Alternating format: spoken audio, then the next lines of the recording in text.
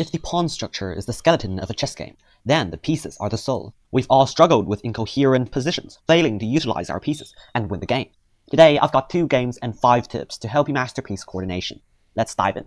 The first game is played by Magnus Carlsen. Let us begin with this position. Black played short castle, and in case you're wondering how did the rook jump from h8 to f8, we are facing Chess960 in this case. So after short castles, it is time to show how Magnus successfully managed to utilize his pieces, especially his queen and rook, together creating an extremely powerful attack on the black king. After a few moves, the h-file has been opened. This h6 pawn turned out to be the fatal blow to the entire position. After king g7 protecting the pawn, here Magnus plays bishop d4. After that, e takes d4, and now e5 is played.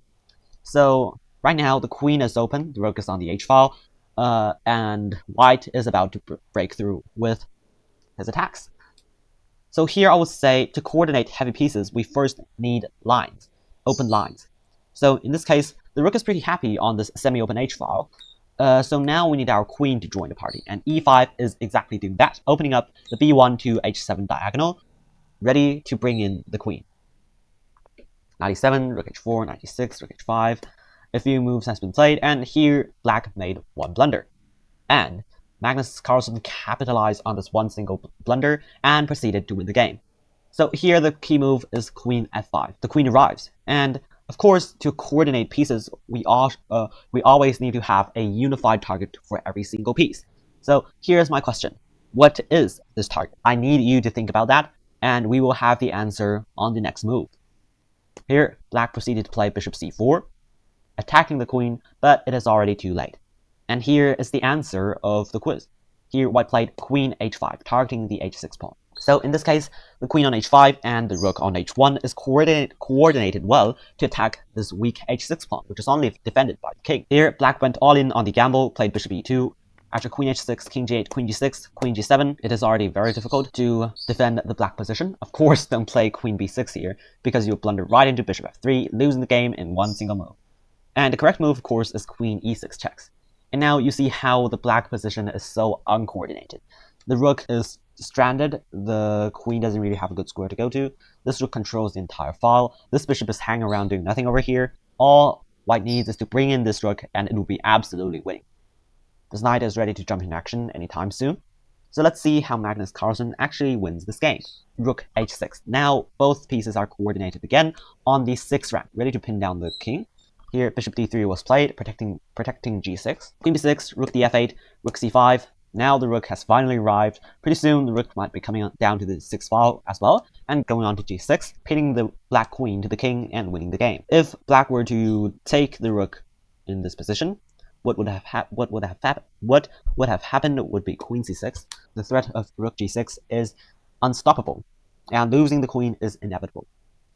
Look at how these pieces, they're just standing together, blocking in the king, and that is what a coordinated position is in comparison to an incoherent position. So for the rest of the game, Magnus managed to clean up fairly easily, and in a few moves, it is absolutely lost. This is threatened, the knight joins the game, everything is ready, all 3 pieces left absolutely coherent, and dominates the entire black position. This is an absolute masterpiece from Magnus Carlsen, and of course you won't miss this checkmate.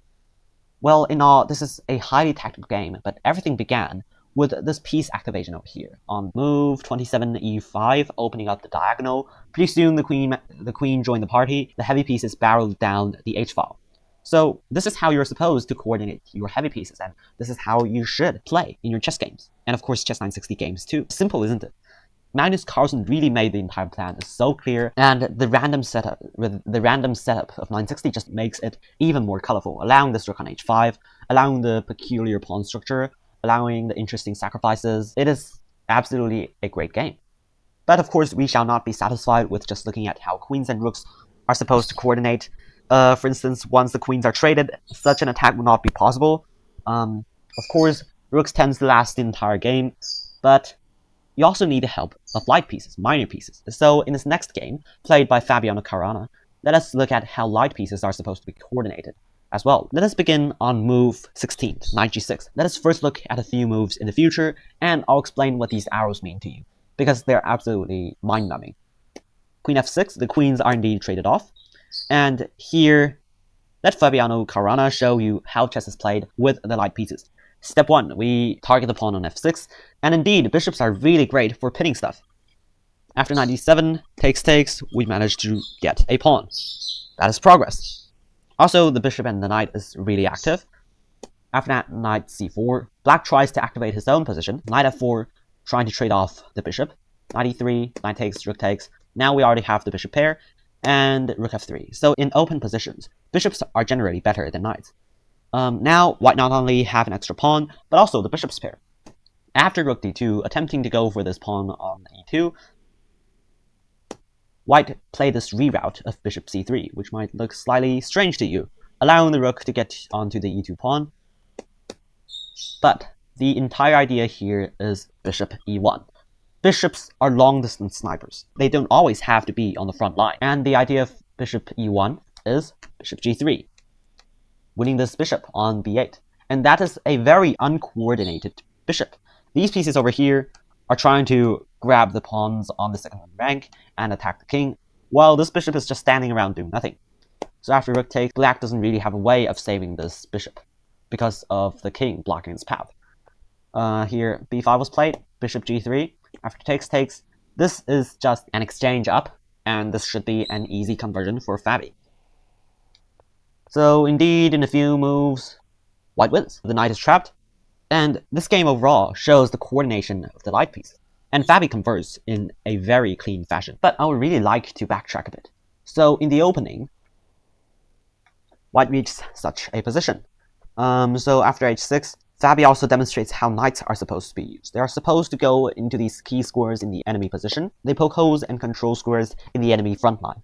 Meantime, the bishops are in the back, waiting to be fired, as mentioned in the game later. So now let us review. We have learned 5 rules from Magnus Carlsen and Fabiano Caruana. Number 1, we should open up lines for heavy pieces. Number 2, we should have a unified target for piece coordination. Number 3, knights go in front while bishops are long-term snipers. Number 4, the bishop pair is an advantage because bishops are generally better than knights on an open board. Number 5, use your active and coherent pieces to attack weaknesses in the enemy position. After you've learned this much, why don't you try it out yourself? And if this helped you understand the pieces better, type that fire symbol in the comment section and like and subscribe. That's the best and free way for you to help me and support me. Your support always makes me more enthusiastic about making videos on YouTube, and it means the entire world to me. Until next time, peace.